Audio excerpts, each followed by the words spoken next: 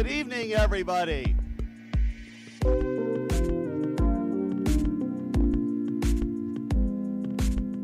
Good evening, and welcome to the Kinder Institute on Constitutional Democracy, our America at 250 Global Perspectives lecture. My name is Jay Dow. I'm faculty in the Kinder Institute, and I'm also on the Kinder board, the advisory board. And I've actually had the privilege of being part of the Kinder Institute since it was founded in 2015. It's wonderful here to see so many of our old friends and so many of our new friends. We're going to have a wonderful evening tonight. As we look forward to the nation's semi-quincentennial, we are excited to take a unique look at America's journey through the lens of others around the globe. And at this point, I want to mention, because I'm a student of American government and American politics, that this is not an unfamiliar exercise to us. In 1831, a French minor aristocrat by the name of Alexis de Tocqueville came to the United States, and about 4 years later, he published the first volume of an extraordinary work called Democracy in America. And about 5 years after that, he published the second volume of Democracy in America. And one of the remarkable things about that book, those two volumes, is it told us more about ourselves than we really understood. It's hard to map the river when you're in the river, but foreign perspective tells us a lot about ourselves and helps us see ourselves in a different light. We started this program in South Africa, and tonight we're going to get a new understanding of the American founding by considering it or the American experience, by considering it how it appears from the vantage point of South Korea. Now, before we get too far into our program, I need to take care of a couple housekeeping matters. First, we want to thank the State Historical Society of Missouri for being our great friends and sponsors and helping us with this series. And the second thing I need to mention is the obligatory, please turn off your cell phones. I'll check mine as soon as I sit down, but if you make sure your cell phones are on silent, that would help us immensely.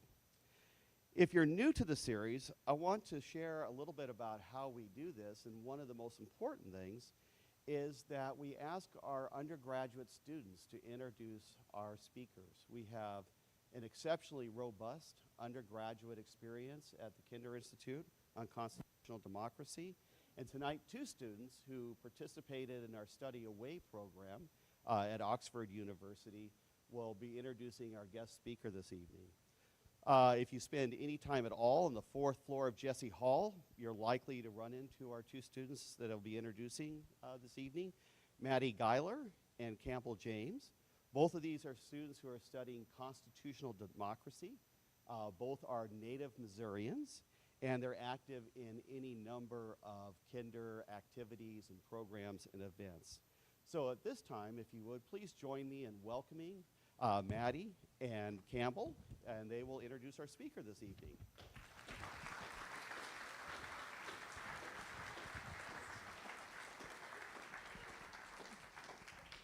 Thank you, Dr. Dow. Good evening, everyone. My name is Madeline Geiler. This is my friend and classmate, Campbell James. We met as undergraduates studying constitutional democracy at Mizzou and are currently members of the 250th ASH team. We're thrilled to be here this evening to introduce tonight's speaker, Dr. Brandon Park. Dr. Park is an associate professor of comparative politics in the Department of Political Science and International Relations at Chunan University in Seoul, South Korea. His research centers on democratic accountability with a particular focus on how elections function as mechanisms through which citizens can reward or punish political leaders. His work examines these processes as both liberal and illiberal democratic systems, asking when and under what conditions voters are able to meaningfully constrain their representatives. A distinctive feature of his research is his attention to policy performance in both domestic and international arenas, highlighting how citizens evaluate leaders not only on internal governance, but also on foreign policy and global engagement. Before accepting his current role last year, Dr. Park held several academic appointments in Asia, the UK, and America. For Dr. Park, this week has been a bit of a homecoming, as he earned his PhD in political science from Mizzou in 2018. He has been generous with his time this week, visiting with students and spending time at some of his favorite places from his time here as a graduate student. We welcome him back with open arms. Before I invite Dr. Park on the stage, I want to remind you all that we'll continue the conversation after the presentation. Mary Stegmeyer, Vice Provost of the International Programs at MU, will join Dr. Park on stage to answer any of your questions. Please submit your questions using the QR code on your program. At this time, please welcome us in joining Dr. Brandon Park. Thank you, Maddie. Thank you, Campbell, for your warm introductions.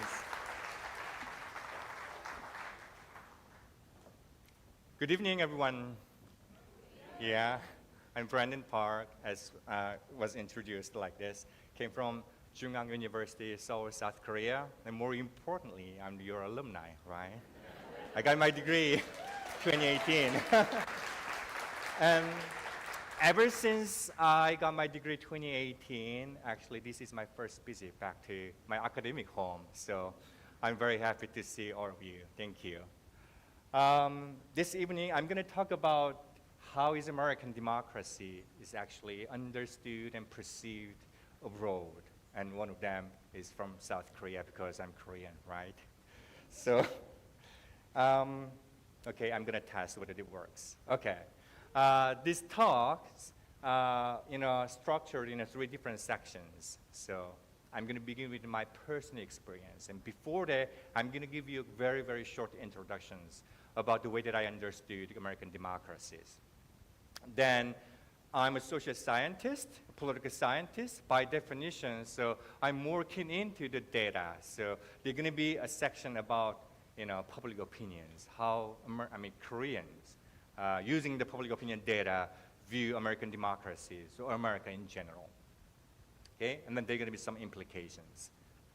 So the first one, this is something that you already know, right? And more than I do. This is American democracy from inside, right? So whereas all these democracies, happy birthday, 250th anniversary, right? American democracies, constitutional separation of power, and also American exceptionalism's democracy is a core part of American identity. One political scientist who is very well known, Robert Dahl, explained America has strong institutions, rule of law, right? Professionalized militaries and federalisms. Of course, we have a strong civic society. Look at you, right? Superpower. Strong private sector, private university and unions and churches and NGOs we have. All these kind of resources and tools are important to resist, the emergence of the autocracies in the United States. Why we do not see the autocracies? Because of this, right? I understand what you're talking about. I'm going to come back to that point later. Hold on a second. So U.S. democracy is durable, of course. And some of the political scientists and social scientists, by looking at the data, and they estimate the probability of the breakdown of the U.S. democracies is 0%. I don't know to what extent you agree or not, but it's kind of 0%, right? But what about? But what is actually how foreign public see the United States? To answer these questions, I'm going to begin with my personal stories, okay? So my earliest encounter with the United States as an exchange student in Sioux Falls, South Dakota in 2001. How many of you have been to Sioux Falls? Oh my goodness. This is very unique because you know what, there are only 1 or 2 students out of 50 or 100. But wow, okay, very surprised. Okay, you know more than I do, all right. So my first class in the United States began 8:30 in the morning. Okay, this is my episode, right? In an introductory course on American federal government, I arrived early, around 8:20, with a mixture of excitement and uncertainty because it was my first foreign experience, right? And when I entered the classroom, something was unusual. A large television set clearly not part of the or like general or regular classroom equipment, had been placed at the front of the room. The screen showed the smoke and fire pouring from a building. The room was already full, and the students sat in silence. I thought that, okay, my God, I arrived late, and then the lecture had begun with a movie, kind of action movie. So I asked some of the students nearby, if I missed something. That was 9/11, my first ever class in the United States. In that moment, the abstraction of American democracies, the things that I learned from afar, gave way to instance of national trauma. The classroom, which I had imagined a site of structured discussions and institutional learning, became instead a space of collective shock. The attack was external, but the response was internal. Within hours, a sense of cohesion was palpable. Flags appeared everywhere. Conversations turned to the security, to vulnerabilities, and to anger. But you know what? From where I stood, the sense of cohesion was double-edged. South Dakota, as you know, is not a cosmopolitan metropolis. On a campus of several thousand students, I was likely the only foreign exchange student and the only Korean student on the campus. In the days following the attack, as the public course across the campus, toward questions about national security and immigrations, I became aware of the visible differences. So I felt, perhaps irrationally and perhaps understandably, that the invisible boundary had been drawn. So the category of us seemed to solidify. But by implication, though, I thought that I might fall into the category of them, not us. But you know what? No one said anything explicitly hostile. No one accused me. No one confronted or excluded me. But importantly, the perception does not always require the words. It doesn't need the words. In moments of crisis, democracies face familiar tensions. The instinct to close the rank internally in response to external threat. Inclusion and exclusion became politically charged. As a foreign student in a moment defined by fear and uncertainty, I experienced that tension not as a theory, but as a fear and anxiety. But what followed, however, challenged my assumption. My resident assistant in the dormitory approached me directly. He assured me that I'm safe. I belong there, and the events unfolding on television did not alter my standing in the campus community. Faculty resumed the class, not with suspicions, but with discussions. The conversation opened the space for reflections, explanations, and mourning. If there were an anger, it was directed outward, not inward toward the nearest foreign faces. So, the boundary I had imagined was largely imagined. The boundary I had feared is largely imagined. So this episode revealed something fundamental about democratic inclusions. Inclusions is not merely the formal extension of right. I believe it is everyday practice of recognizing the stranger as a legitimate member of the civic community. In times of crisis, democracies are tested precisely at this point. External attack can produce internal exclusions, of course. It can sharpen the suspicion toward minority and immigrants. It can narrow the circle of belongings. But my experience for South Dakota suggests that American democratic norms, at least in that local context, contained countervailing forces. Institutional routines resumed. Campus authority figures signaled the protections rather than suspicions. The liberal commitment to individual right, even amid national trauma, constrained the impulse to treat outsiders as a threat. As a Korean student coming from democracies still consolidating its norms, this was very, very instructive. Inclusion, I realized, was not only about the formal citizenship or electoral participations, but it was about whether democratic institutions and social practices resist the politics of fear. It was about whether a society can distinguish between external adversaries and internal diversities. It was about whether in moments of a collective vulnerabilities, the circle of belongings contracts or horrors. On that September morning in Sioux Falls, South Dakota, 2001, I felt the possibility of contractions. In the days that followed, I witnessed its restraint. My second episode was happening here in Columbia. 15 years after the September morning in South Dakota, I encountered different tests of inclusion.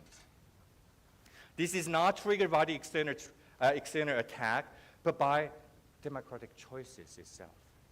In November 2016, Donald Trump was elected President of the United States. His campaign was very, very clear. He emphasized that national sovereignty, border control, and a forceful stance on immigrations. The rhetoric America first, and the promise to make America great again resonated with many American voters, I believe. But it also carries implications that were difficult to ignore as a foreign doctoral student living in Columbia, Missouri.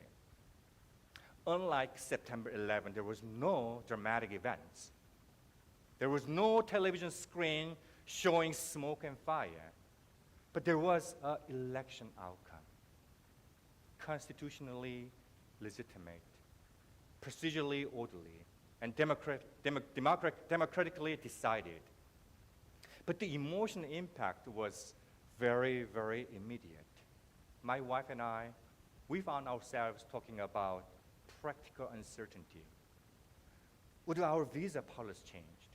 Would our visa get extended? Would the climate toward international students harden? And these concerns reflected larger than the policies. It reflected the perceptions that the national mood had shifted. The fear was subtle but real. It was not the fear of immediate violence, but it was fear of erosion of belongings, erosion of welcome, erosion of the future stability.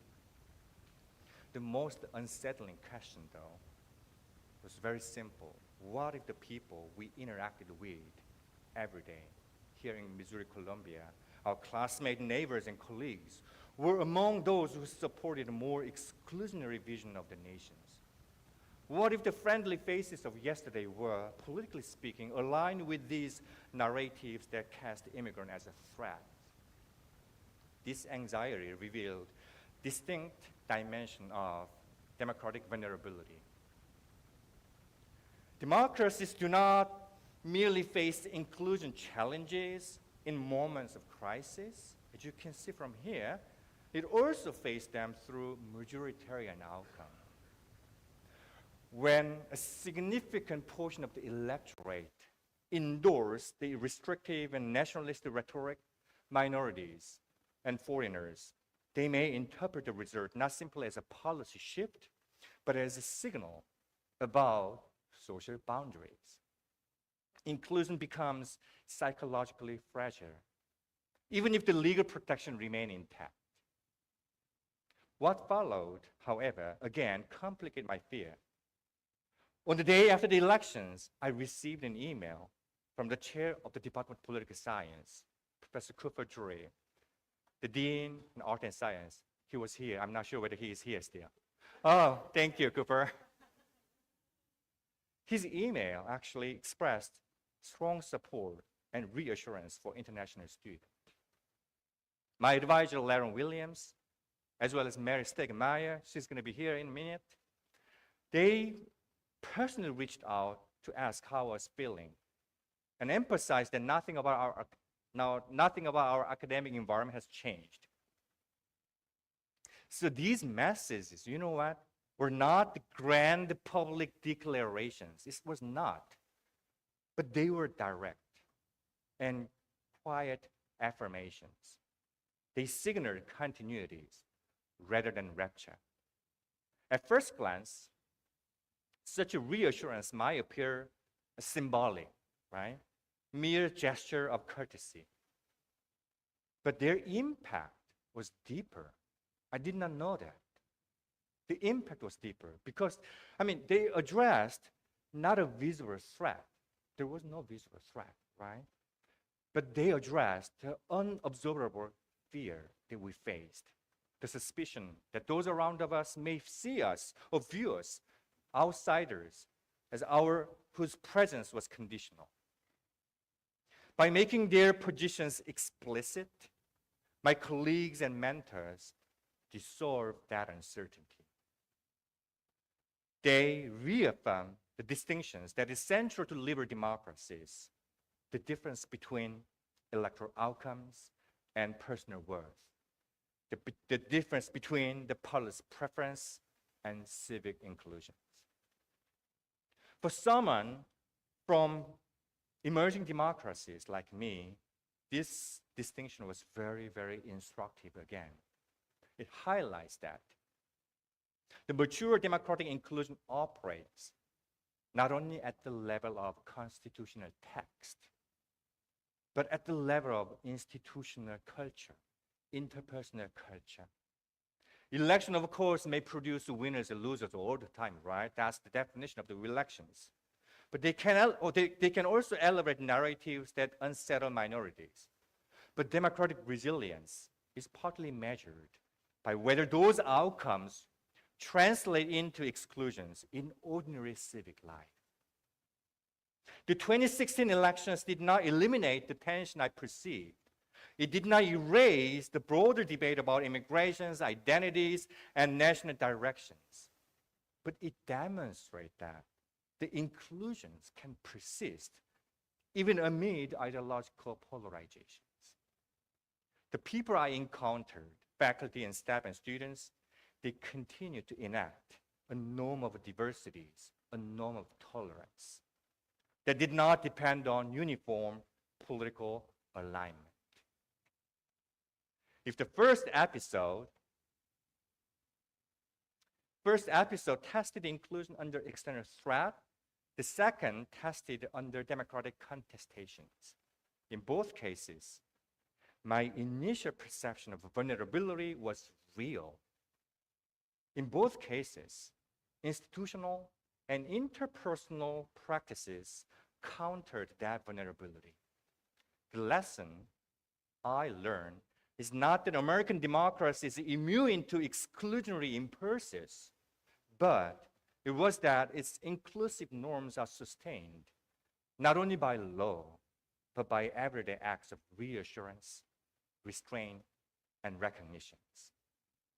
That's my personal experience, coming from Sioux Falls, South Dakota, and Columbia, Missouri. Now I'm going to move on to how the Korean public, I have to see this slide, so I'm going to be here. Public opinion data from Korea. The data come from national survey conducted by Asan Institute, Seoul, since 2015. I was very lucky to obtain this data. This is publicly open, but I did not know that such a data exists until I got an invitation from Jay. So I'm going to show you 5 figures. This is the Korean public opinion toward the United States in general. The first one, favorability toward the countries. Not only the United States, the major neighboring countries, including the US and Japan, China, and North Korea, right? And one immediate pattern is that the top, which is the blue line, stands for the United States. It's the most favored countries by Korean public. in 2022, what happened in 2020? Everybody losing their favorability, right? This is COVID-19, because we hate each other during that time period, right? No interactions, no exchanges, no travel, so that's understandable. But more importantly here, I want to bring your attention to this. This is favorability toward the leaders, not the country. What happened in 2016? The blue one again, the US president. Who was the US president? Of course.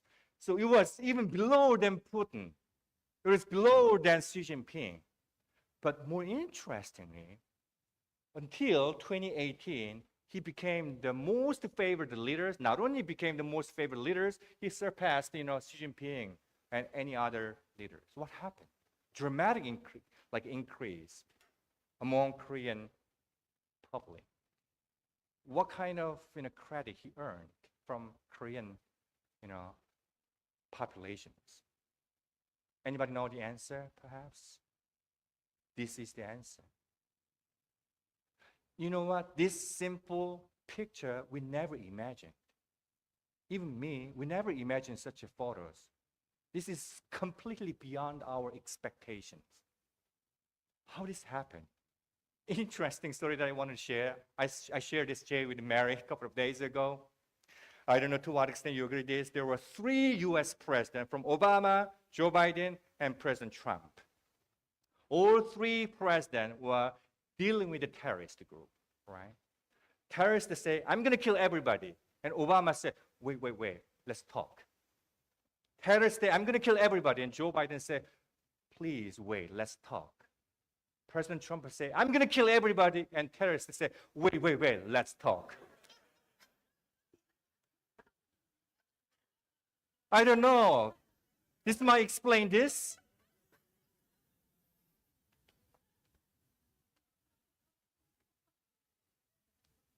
Most important country, economic-wide, of course, the US. But before 2018, China used to believe that the most important country for South Korea when it comes to economic relations. Why? Because this is #1 trading partner, not the US. It is now the China. But what happened after 2018? Is this Trump effect? THAAD, the US missile defense system. South Korea adopt that missile defense system in South Korea. Huge negative impact received from China. Economic sanctions still going on. So public, attitude toward China became, reversed from positive to negative. And this is the reasons why people don't believe China when it comes to even economic relations. This one is very simple and expected. Who is most important partner when it comes to security? Of course, the US. More than 80% of the population say just pick the United States as the most important country for our security, right? This is something that you can expect. The rivalry between the US and China, in which country should South Korea pick, right? Of course, US always beat China all the time, right? But more importantly here, the gap, look at the gap.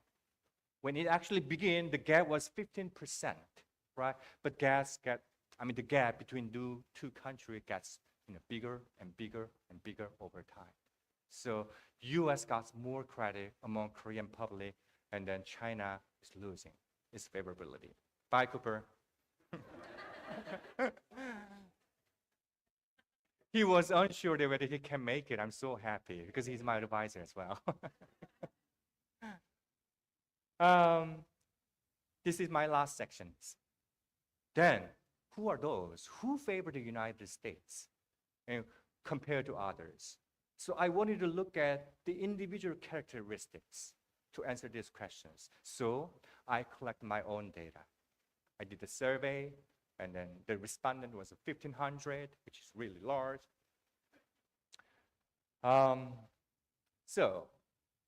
This is about the data, and I wanted to measure the general perceptions toward the United States. Overall impression of the US for four-point scale. Very negative, negative, some are positive, and very positive. Okay? This is not difficult, right? Okay?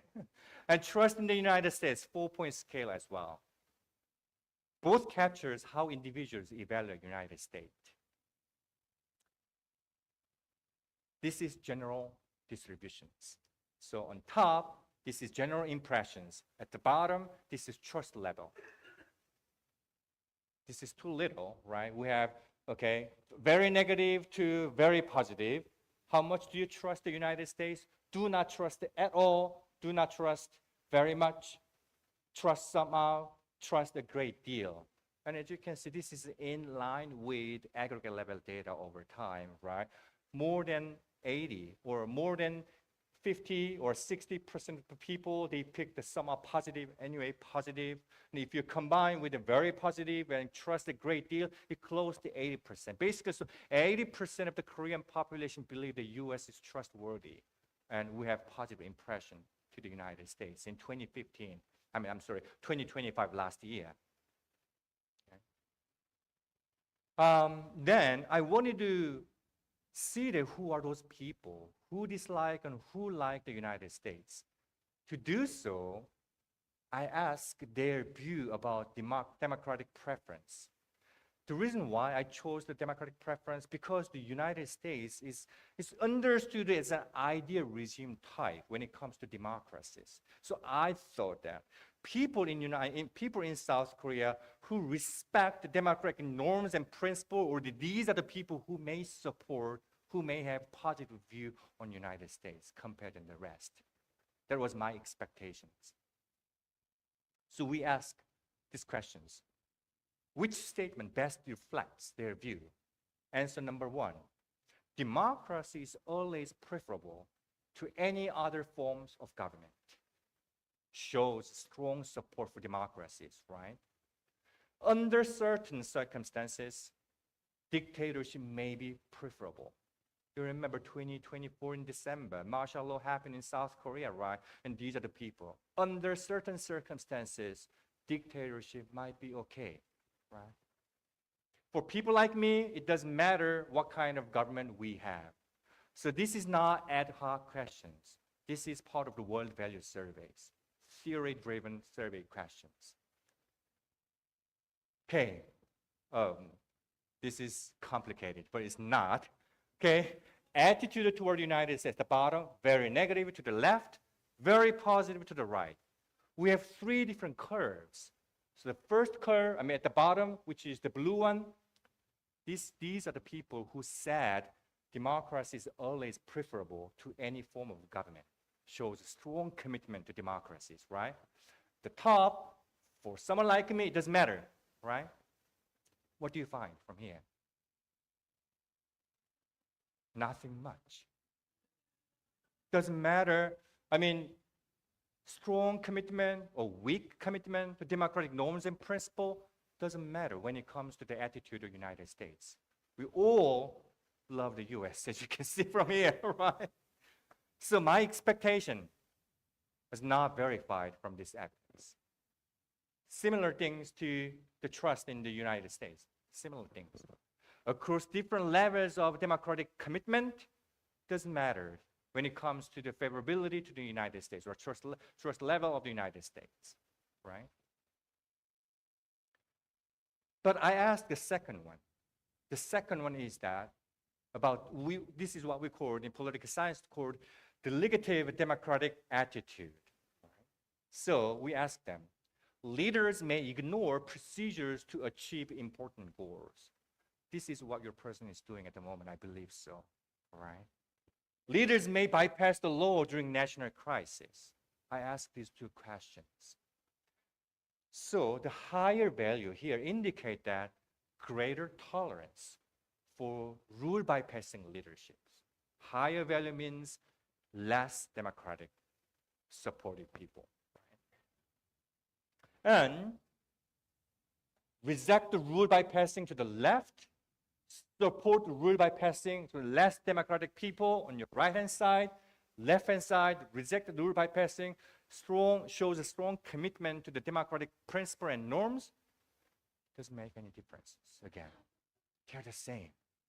So my expectation or hypothesis completely disaster. I found nothing. It doesn't matter whether you support for democracies, right? When it comes to the favorability to the United States. Right? But then what? I mean, who are those people? How do I know where? I mean, these group of people support the United States and the rest is not. I found this. Political or ideological orientations. Very similar, but a little bit different. So this is conservative, moderate, and liberal. People who are inside of the conservative, they are more supportive.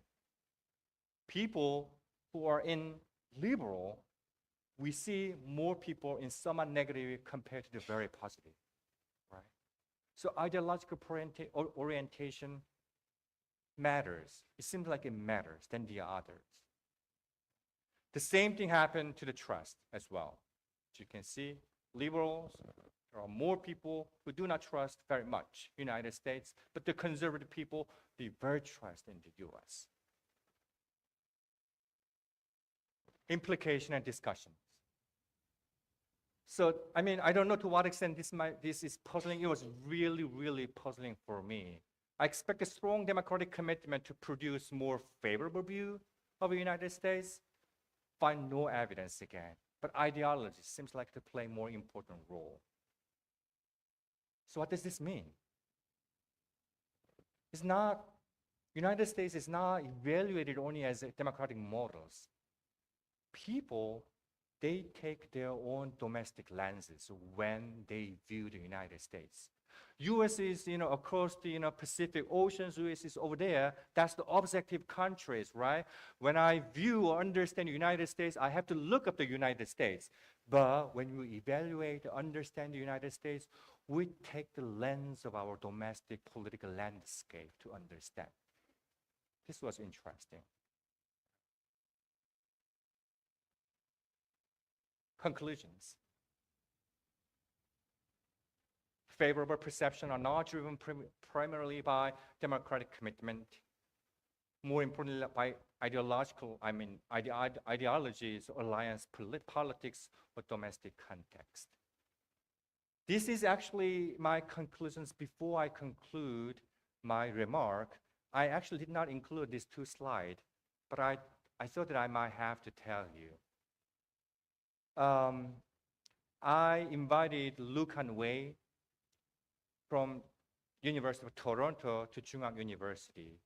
He is the person who coined competitive authoritarianisms.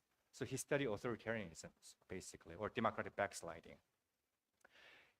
I, wanted to introduce this event to many of the students. To do so, I posted his posters on my Facebook. But the title of the lecture was that Americans decline to authoritarianisms. So I posted it on my Facebook. That was 3 weeks ago. I was traveling to the United States on Tuesday. Monday night, I deleted them out from my Facebook post. Why? You know the answer. I don't have to self-monitor, right? This is the things that I learned, okay, from the YouTube. A guy is traveling to Pyongyang. Oh my God, I'm going to Pyongyang, so I have to remove this and this and this and this. I never thought that I'm going to do the similar things when I'm traveling to the United States. But I found myself that I'm doing exactly the same things what the guy is doing to enter the Pyongyang. So, yeah. Another episode? What do I have it? This is another episode, yeah. The recent episode. But I'm very, very happy because, my personal episode demonstrate that the thing is actually happening not by the context or text or law, but by you, who you are here, right? Thank you very much. Thank you.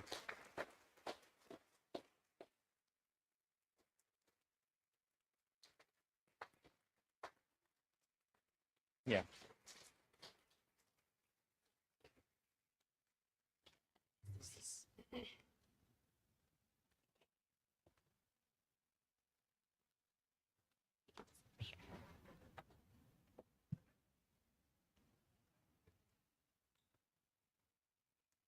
Great. Well, thank you so much, Brandon. That was fantastic. And you. we all got to learn a little bit about your experiences in the United States, Thank you. but also to look at some of the data and trends and views of American democracy and our country. So my name is Mary Stegmeyer. I serve as the Vice Provost for International Programs here at Mizzou. I'm also a professor in the Truman School of Government and Public Affairs. My advisor as well. I was going to say, I've known Brandon since his time as a student, and we continue to work together, co-authoring articles on satisfaction with democracy and on elections. So just a reminder, if you do have questions that you'd like to submit, we have some great questions that have been submitted, but you can use the QR code that's on the flyer you received to submit a question or two if you have questions. So to start with, I think our first question ties in a little bit to your experience as a South Korean who studied in the United States. So many people may know that we have quite a few Mizzou alums in Korea, in South Korea. And the question is about, for individuals who have spent time in the United States, who have studied in the US, do you think that their perceptions of the US are different or similar to what you just showed us about general South Korean public perceptions? Okay. Because, I mean, if you spend 5+ years in United States elsewhere, not only in Colombia, but somewhere in United States, you got to learn the culture, right? For instance, if you raise your kids, you got to learn the educational system. You are sick, of course. For 5 years, you can't be, every day you can't be healthy, right? But so from the experience, you got to learn, the health, care system of United States. So all these things will bring the concrete image of the United States, right? So if you're going back to South Korea, you may make a comparisons. For me, I was really hesitant to go back to South Korea when I thought about my daughter who was born in the United States. Because I knew that, the student life back in South Korea is not that happy, so competitive. I did not want to raise my kids under that pressure. I really envy kids playing soccer here on the ground, right? Kids look very, very happy in the United States. These are things when I think about, United States versus in South Korea.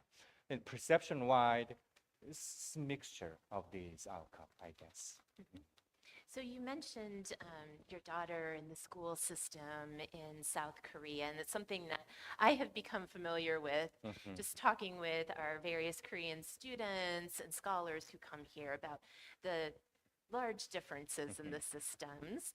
I'm curious about, in your presentation, you talked about the sort of American values and how we, work as a community. We have civic organizations. We, engage in charitable activities. These kinds of things that maybe set Americans apart from people in other places. So I'm wondering how. My question is how is civics education taught in Korea? Do you think that it also instills the same kind of democratic norms for kids to learn through the political socialization process? Absolutely. That's the big, missing part in South Korea. So for instance, I was talking to some of the master students this morning. We achieved democratization in 1987. So now, if you look up the, the data, South Korea, after 2024 martial law, after that, it was down, but now it's up again. So it's considered as full democracies, consolidated democracies. There are only 3 consolidated democracies in East Asia: Japan, South Korea, and Taiwan. That's all, right? South Korea is one of them. But you know what? That's the software. I mean, that's the hardware. If you look up the elections and all the procedures, exactly this full score that we have to receive. But when it comes to the outcome that the democratic regime produce, one of them is the civic societies, civic culture.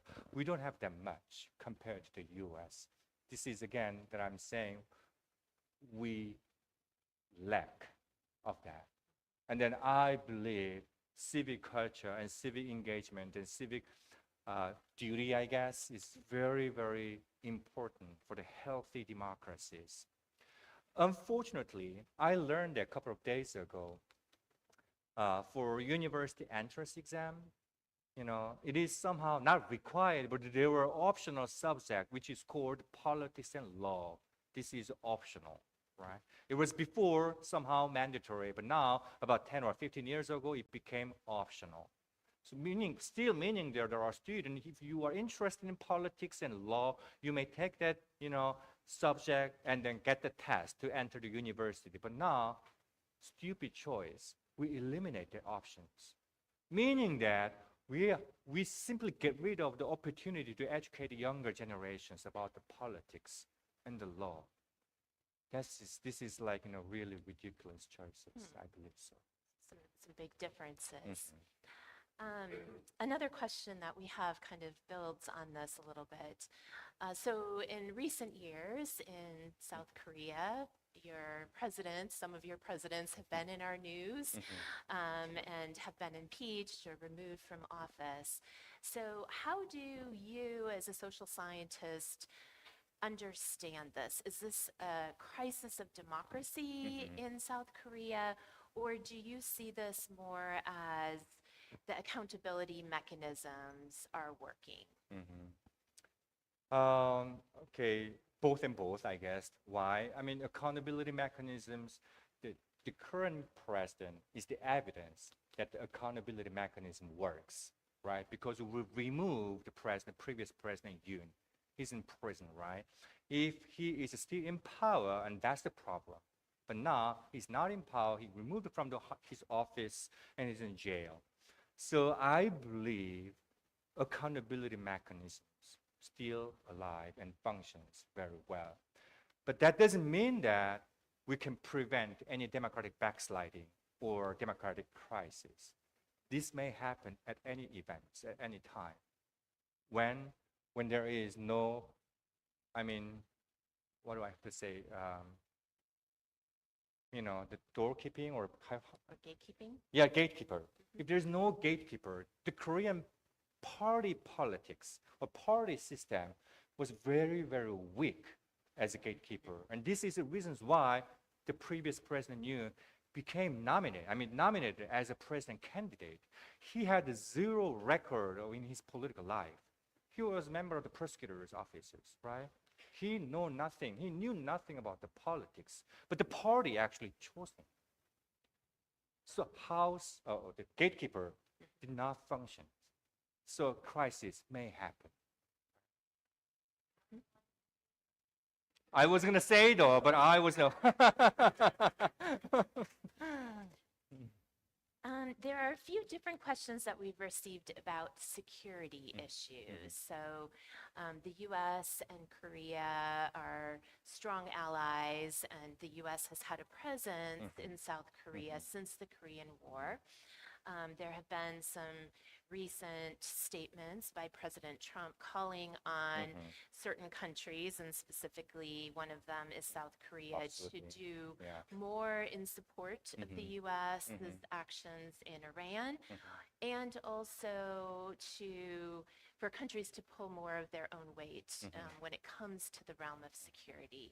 So given South Korea's position and location in the world, the neighborhood that you are in, how does the South Korean public view these calls? Is there support for this? What are the president's views on this? And might this lead to a fracture or tensions in the South Korean-US security arrangements? So, I believe the current president Lee, faced a lot of pressures. If the president, Trump say publicly, okay, South Korea, pointing South Korea, or why you're not sending your troops to Iran, there's going to be a big pressure. But the South Korea is a small country. It's really hard for this small country to make an independent decisions. What I mean by independent, we are not big enough. So perhaps Japan does that, similar things. Perhaps if UK or Germany do the similar things, then South Korea, it's going to be very easy for this country to make a strategic decision. So we are going with them. But nobody says we are sending our troops and South Korea is going to be first country. It never happened. It's less likely to happen, right? Because this is the current, out of the power structures and international relations, again, we can't make our own voices. We have to somehow depend on what other countries are doing. And going back to your questions, believe it or not, but we sent our troops when there was a conflict in Iraq in 2003 and 4, right? So Korea was heavily involved in that conflict. This time, less supportive at the moment, right? So relatedly, there's another question that I think is related both to security, but also some of your slides about perceptions of the United States.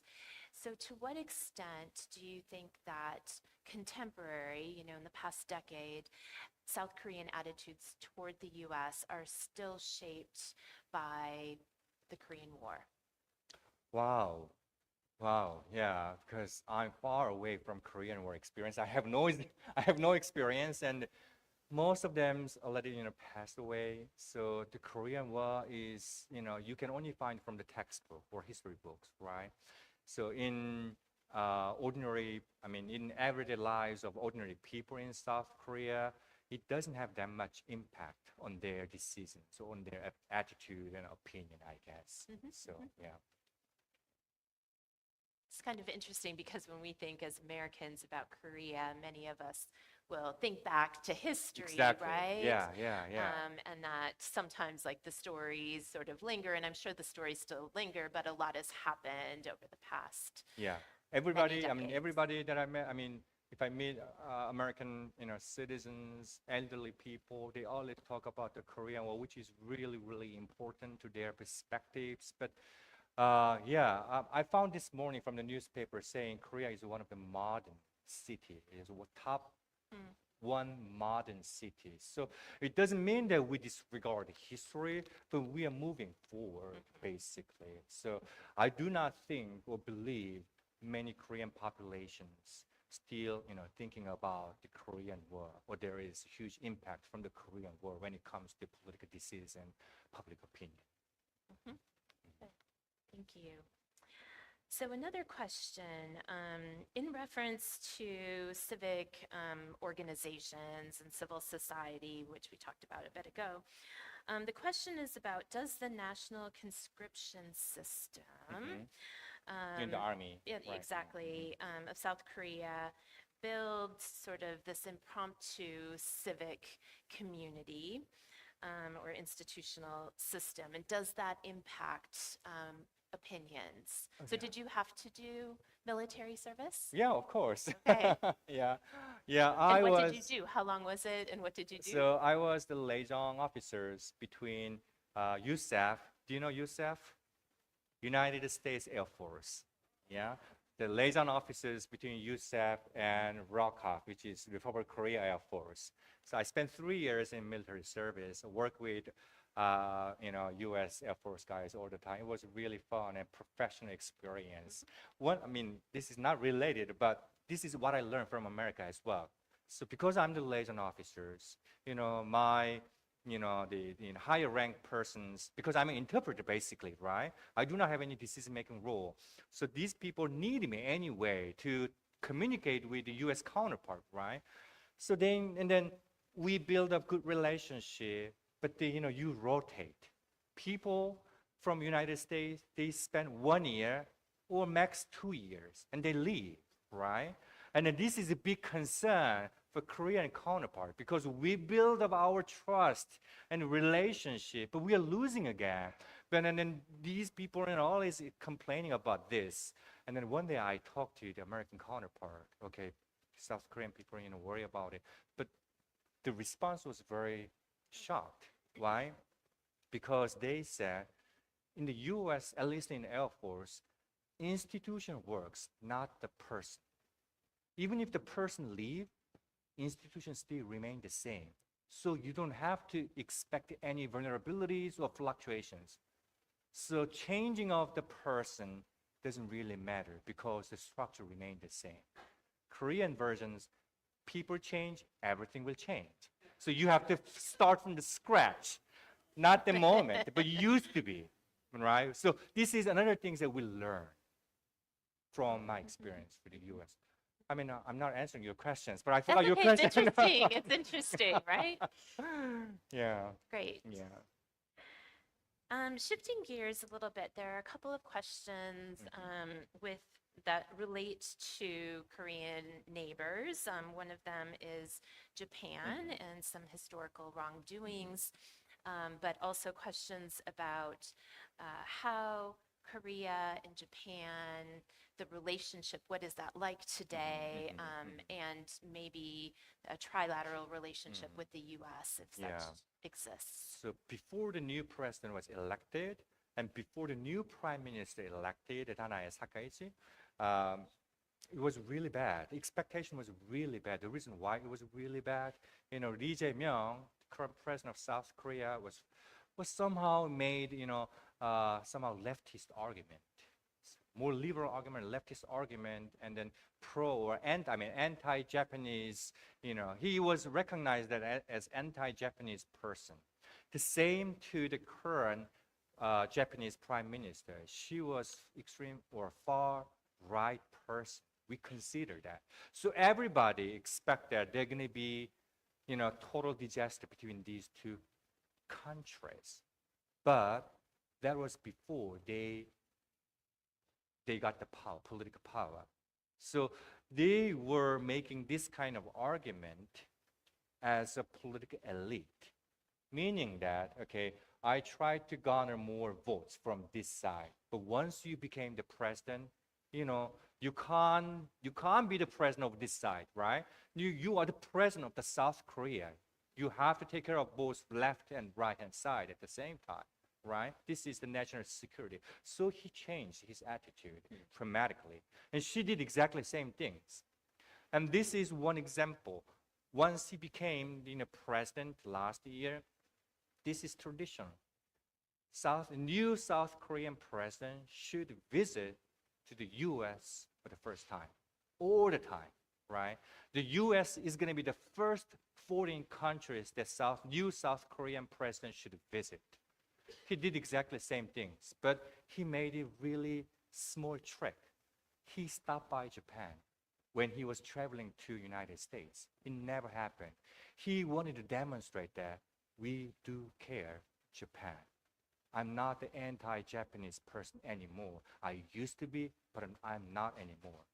So this is very important because U.S. need both South Korea and Japan. If these two countries are not get along each other, then that's a big headache to the U.S. president, right? So, but now the time is good. I don't know whether President Trump got by this argument, but still we are in good shape at the moment. Great, thank you. So another neighbor, or neighbor in the neighborhood at least, is China. So tell us a little bit about that relationship, the dependency on the Chinese market, but also security threats. Yeah, of course. So once we experienced the huge economic sanction by China by adopting American missile defense system, we learned that huge dependence on Chinese market is really dangerous, especially the supply chain. The disruption of the supply chain, not only it hurts you, Japan, but also in South Korea as well, right? So we wanted to diversify the supply chains more than before. That's one strategy. but the current president understood and perceived that he is pro-Chinese person, and it's not. I mean, it is true. He is trying to make a good relationship with China, but he has never visited China yet. He has to pretty soon. But this is current Big now. relationship. Yeah. Great, thank you. A more specific question is, do you think that the demographic decline in South Korea will have an impact on South Korean politics? Of The course. declining Not birth only rates. Yeah, not only the politics, this is survivability of the country itself. Do you know the birth rate of South Korea? Anybody knows? 0.76. This is extremely low. And Taiwan, 0.74. In Japan, 0.8. We're all below 1, right? So kind of all these Eastern democracies disappearing at the moment. A couple of days ago, Professor J. Dow was saying that, oh my God, democratic cliff is a big problem in the United States as well. So I asked him, what is the birth rate? He says 1.6 or 1.8. That's the magic number that we dream for. Yeah. Yeah, That's and gonna it be probably will have implications for policies, right, in the near future as you think about pensions or support for elderly people, yeah. retired people. So another question is coming back to perceptions of the United States. How much would you say that South Koreans know about U.S. current events? Do they follow American politics? Of If we course. looked at a Korean newspaper, would we see something about the United States on the cover page, or do you have to dig into page 5 of a newspaper? You don't have to dig in page 5 and 4 because you can't avoid the news about the United States because it's everywhere, right? Not only South Korea, but most of the countries, the U.S. is most appeared countries in any other news media outlet. Not only the legacy media, but also the social media or YouTube. U.S. is always the most, appeared in a country.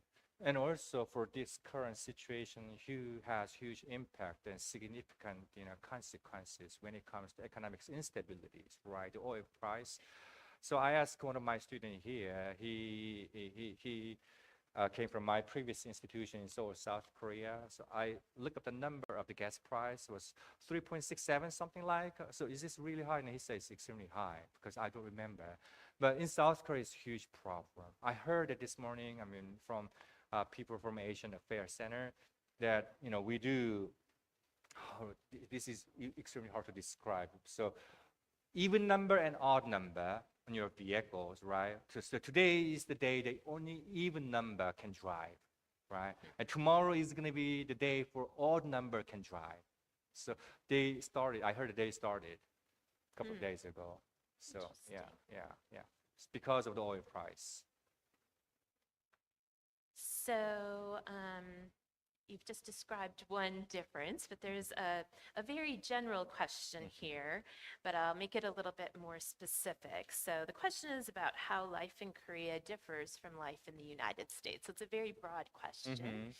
But when you're thinking about politics, both of them are democracies. The South Korean political system was largely modeled after the US system.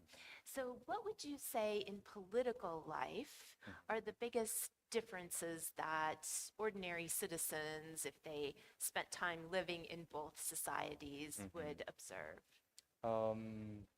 So living in United States about the political life, I did not have that much political life, I guess. This is not because I'm not following the American politics, but because I'm a kind of an observer, right? I'm not an active, a game player in the U.S. politics, right? So I've simply observed that. But I do observe that, people huge civic engagement of lives in the United States. And similar things, but different ways in South Korea. We do talk about politics all the time, right? So one thing, so we have Korean Thanksgiving, we have, Christmas break, and people are going back to their hometown, right? Right, take the train, they go to the express bus terminals, right? And that day, there are very interesting thing happens all the time. I didn't know that until I was in the United States. Most of the Korean politicians, they go to the Seoul stations, they go to the bus terminal. Why? Why they go to the subway stations, and why they go to the train stations? They know that these people, when they go back home, they talk about the politics. So they want to advertise their parties, their politics and policies, because they knew that they're going to be strong fight among the family member. So they want to give more support and evidence that we are the important parties and things like that. So this is different lifestyle. Yeah, so some differences, but it also sounds like sort of a vibrant, Very vibrant. democratic Yeah. discussion. Yeah. So I had the privilege to visit South Korea in October and visited Brandon at his university and spoke to students. But one of the things that we saw while we were in Seoul were these really large political rallies on the yeah. weekend that we wouldn't see things like this usually in the United States, US. where it was like 8 blocks of people Yep. with chairs Yep. blocking the streets and sitting, and there were various political speakers, and then you could go a few blocks away and there was like the opposition group having their own rally.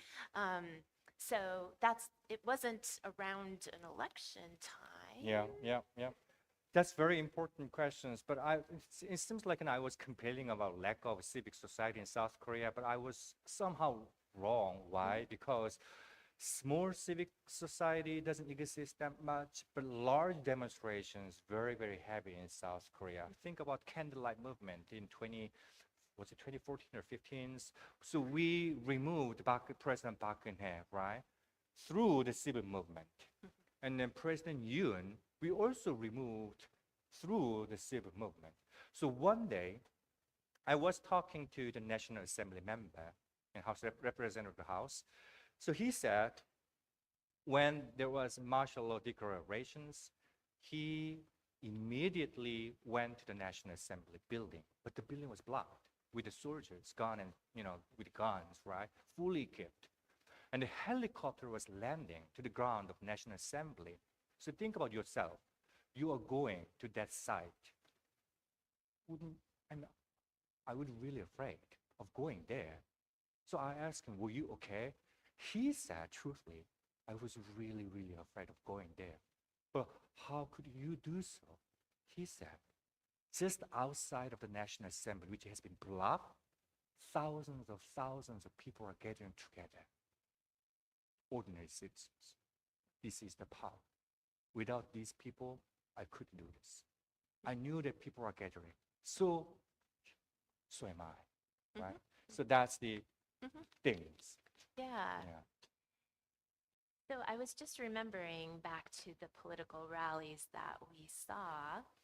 And on one side of the political spectrum, many of the people were carrying American American flags. flag, So yeah. this will be the last question. I was thinking about your slide about ideology and how ideology for South Koreans shapes their perceptions of the US. So maybe you could tell us a little bit about the conservatives and why their allegiance to the US or support for the US is so explicit that when you're looking around the crowd, there were all these American flags. So many American flags. So I wouldn't say they are conservative. They are extreme far right people, right? This is different. We do have reasonable conservative populations, but a little bit distinctive from people like using the American flag. Isn't it very weird to see Korean people carrying American flag all the time in the subway, in the national park, wherever they go, they bring American flag, right? So this is why they bring the American flag, because they wanted to get some sort of support from the United States, and they still believe that U.S. support the previous President Yoon. This is beyond our expectations and imaginations. So kind of, begging the U.S., please rescue our president, Yoon. This is a Yoon Again group. Yoon Again, bring the Yoon back to the power, right? Yeah. But this is a small segment of the population. Yeah, it appears their voices are very loud, but that doesn't mean that the size of the group is big. Just the voices are loud, and that's all. Great. Well, thank you so much, Brandon. My pleasure. Thank you. Thank you.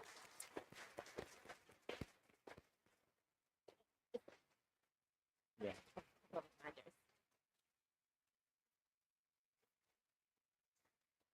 Thank you, everyone. So a couple of reminders. There are appetizers on the mezzanine and some being passed around, so all on this level. And that there are refreshments and a bar in the back here and also in the library. Please join us again on April 17th for a view from home. It'll be at 5 p.m. here back at the Tiger Hotel. So thank you so much for joining us. Thank you very much, all. Thank you for questions. Thank you. Thank you, Brandon.